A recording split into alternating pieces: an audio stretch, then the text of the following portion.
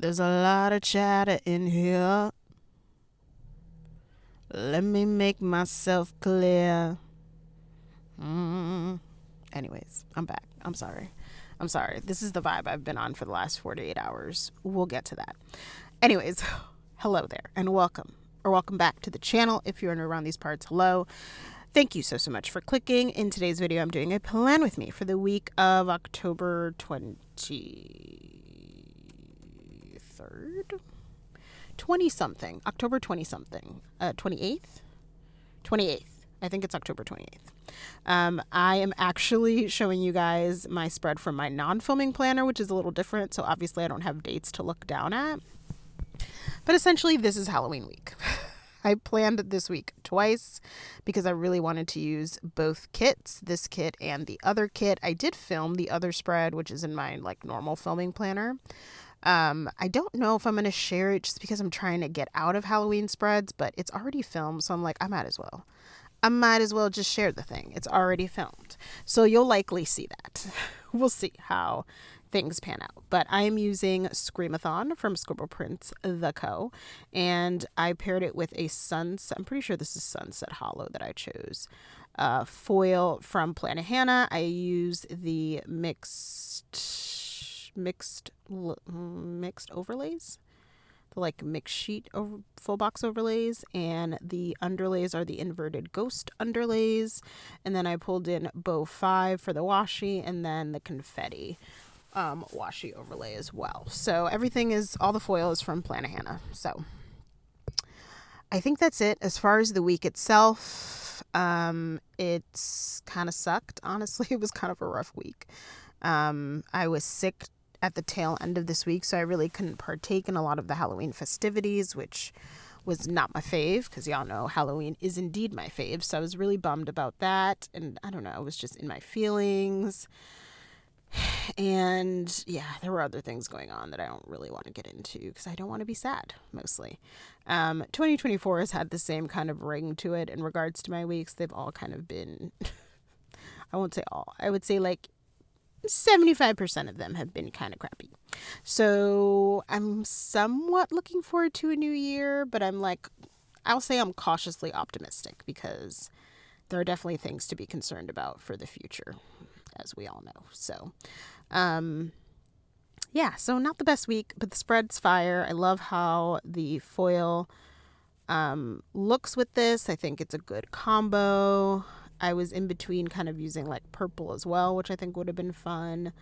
I think I've only seen one person use this kit so far, so I'm hoping I'll see a couple more people, but I don't know that everyone else is as far behind as I am. So maybe I've seen two.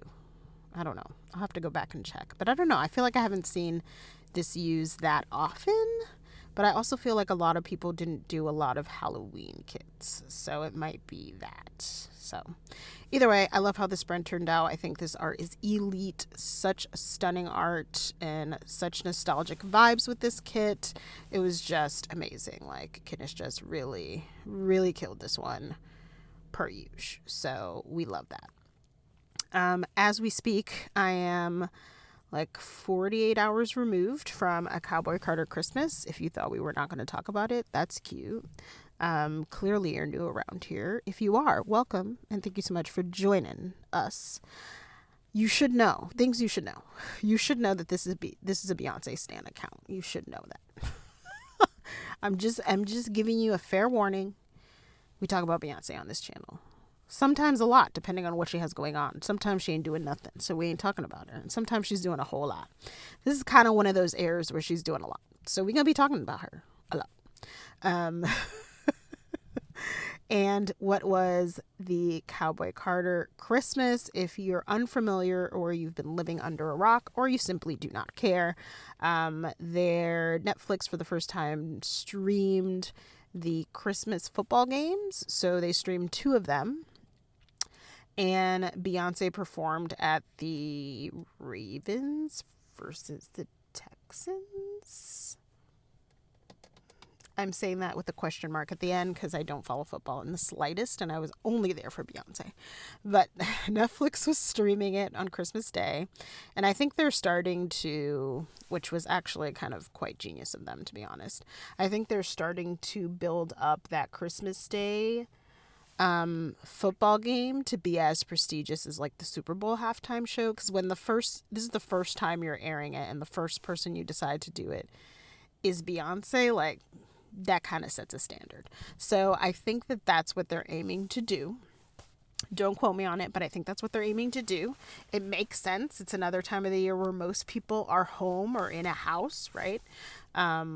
Like watching TV, hanging out with fam, playing games, whatever, eating. Similar to the Super Bowl, like most people park their booties in front of the TV to watch. So I don't know if it'll get the numbers that the Super Bowl gets because, they have a lot of other things kind of going for them traditionally. Like they have all the new commercials notoriously and the new trailers and things that even people who are not interested, obviously the halftime show, things that people who are not necessarily interested in the sport or the game can still find enjoyable about watching it. So I think they still need to get to that level. But I think they might be trying to build something there. I think they might have hit a stride there.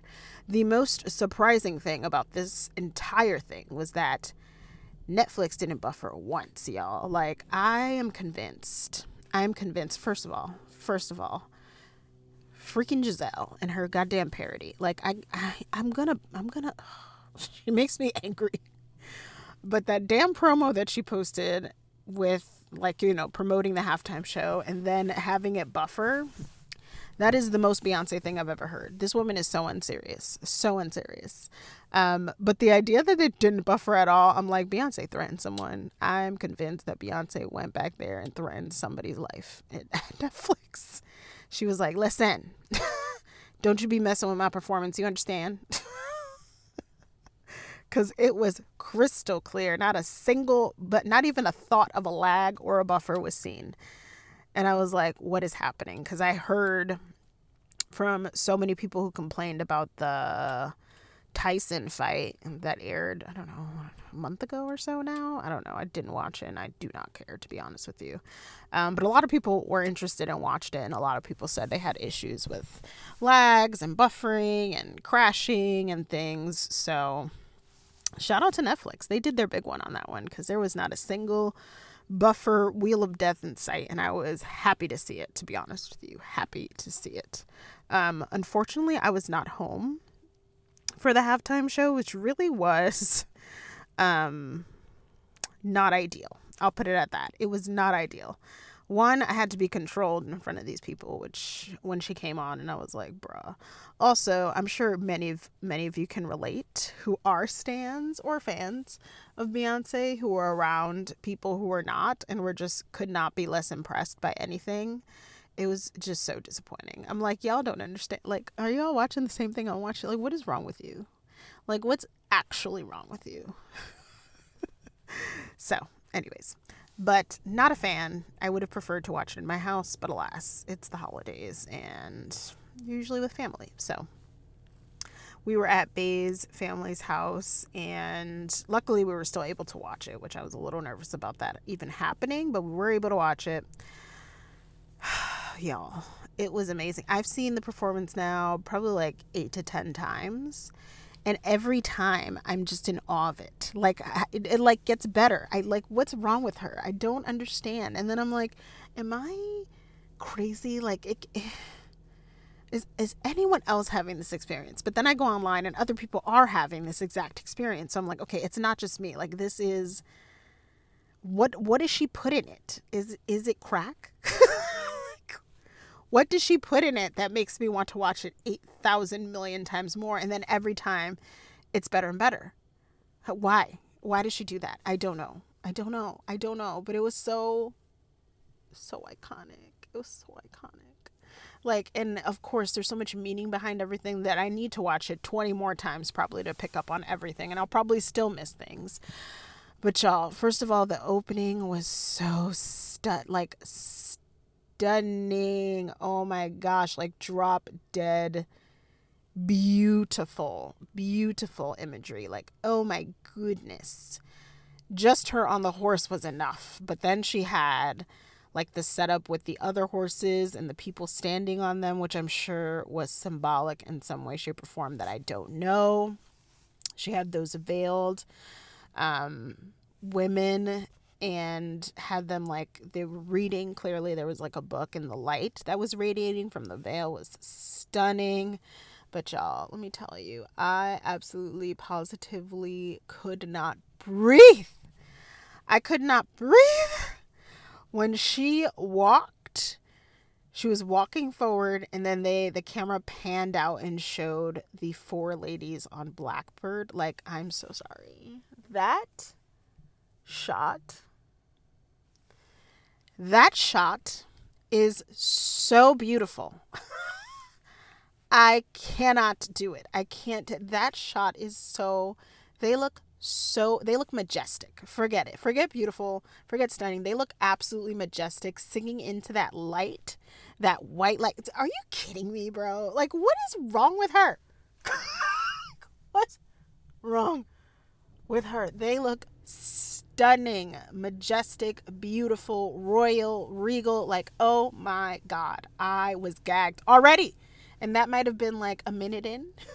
We were a minute in, and I was like, that's it. She could end the performance right here. And I would be like, there ain't going to be another, y'all. I'm just here to tell you, there's just simply not going to be another. But that was just the beginning. She didn't even hit the stage. I was gagged. The harmonies. Ooh, with that light, I was like, ooh, I'm levitating. I was like, I'm levitating, y'all. I'm levitating. Bye. I'm not even here. That probably was my favorite moment. That was my favorite moment. The significance of singing Blackbird, which was written for Black women in the 60s. I believe in the 60s, if you're not familiar. Look it up, baby. That's the truth. The truth from the creator himself. That was written for Black women, I want to say in the 60s or the 50s, something like that, to empower them by a white man, to now have 5 Black women singing it on such an enormous stage. Like, I'm so sorry. I'm so sorry. I'm so sorry. I was a disaster. I'm here to tell you, I was a hot stinking mess. That was the highlight. That was the highlight. And there were a lot of highlights, but that one's number one. Number one for me is that shot. That is beautiful. So happy for Tanner Adele, who people dragged her for trying to make this happen. And there she was, sitting right on next to her. The hell? Who is calling me? I'm sorry, y'all. Hold on. Like, I don't know this person. Is someone calling me to invest in real estate? Like, who has the time, baby? Oh my God. I don't know why someone's calling me to invest in real estate. I need my FBI agent to stop listening when I'm talking. What is this? Oh, wait. I'll answer her in a minute. Anyways, sorry. Intermission. What was I saying? Crap. I think I was saying that was one of the highlights. Oh, I was saying Tanner Adele was being dragged. Yes, she was being dragged online for trying to make it happen when she realized that Beyoncé was doing, a country kind of air album. And she was trying, she was manifesting it for herself, which, like, good for her. Why is that not okay? People just be hating for no reason. And Homegirl was sitting there singing next to her on that stage. That was just, whoo, child. I can't breathe. I need water. I need a break. That was just incredible. So after that, she took the stage, of course. And y'all, when I heard the ya beat come in, I was like, yeah. Again, me needing to be a very subdued excited because I'm around people who don't care really. And I'm not in my house. If I was in my house around them, trust me, I would have been as loud as I want. But I'm not in my house, and I have manners. But I was really trying to act a fool. When I heard that ya beat, y'all, I was like, oh no, it's happening. It's happening, and this is it. Like, this is the one, and not the two. This is the one.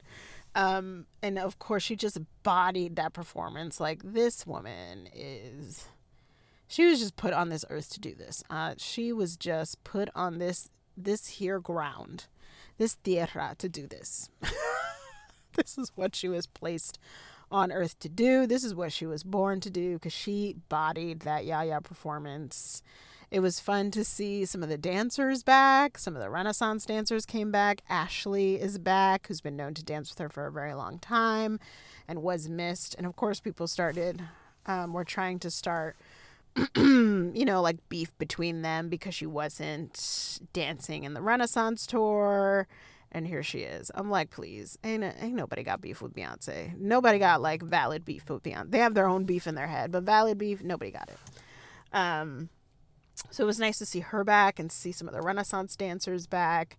But Yaya, that was the best one. Well, there's just so many highlights in this damn thing. But oh my God, I love Yaya. And Yaya Live did not disappoint. It was freaking amazing. It was freaking amazing. I have no words. It was amazing.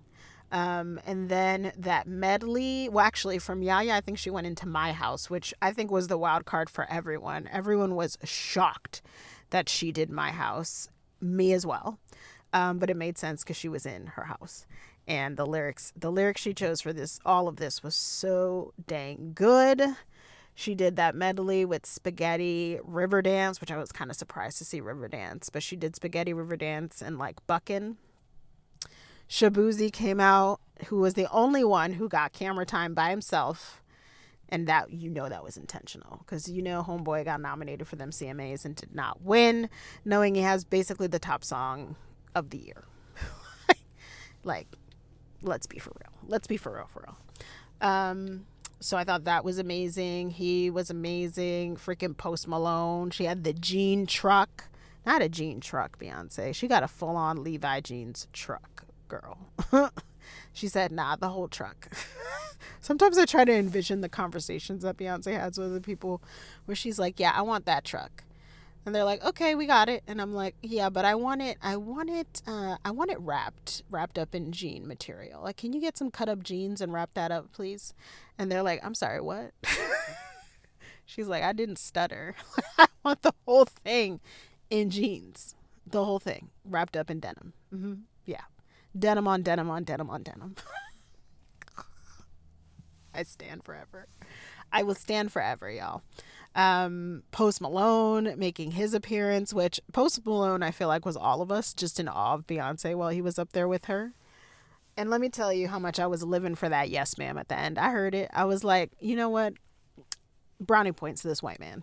Brownie points to this white man. He knows exactly what he should be doing in this performance. And he did it well. I don't follow him at all. I don't follow his music at all. But I've always heard, and the little bit that I've seen of him, people are always like, he's so like nice. He's so polite, which clearly he showed there as well. So I thought that was fun. So Shabuzi, there was Post Malone. She did Jolene. I know that like little parade with the cars was a shout out to Texas. Like Texas culture. I know a lot of people that are from Texas or the South probably recognize a lot of those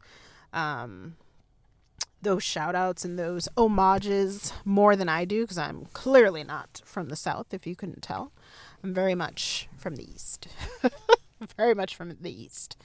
So, of course, that was beautiful to see. I'm sure so many Southern Black women felt seen. I mean, you didn't even have to be from the South to feel seen during that performance, but I feel like especially for them, it was probably beautiful to see. So that was amazing. She did Jolene. Of course, she did Texas Hold'em. Am I missing anything? I don't think so. Oh my God, that choreography breakdown for Buckin' was nasty. Oh my God, it was filthy. Filthy. I was like, girl, you better eat down. Like, what is happening? Speaking of eating down, the air of, I can't, was eating down the whole damn performance. So the first time I watched it, I didn't notice Miss Blue Ivy Carter until the end when she was dancing in Texas Hold'em, which is when she was like basically front and center. But Miss Blue Ivy Carter was there since Yaya. I'm here to tell you. She was chilling there since Yaya. And I'm like, girl. And then she was dancing her behind off behind her mother for my house too, that whole my house section. And I was like, I'm so sorry. Like, what is happening? Like, our niece though. Like, our niece. Like, how she is so grown? She was just a little nugget. I can't. She's out here hitting 8 counts. I cannot. I'm simply unwell.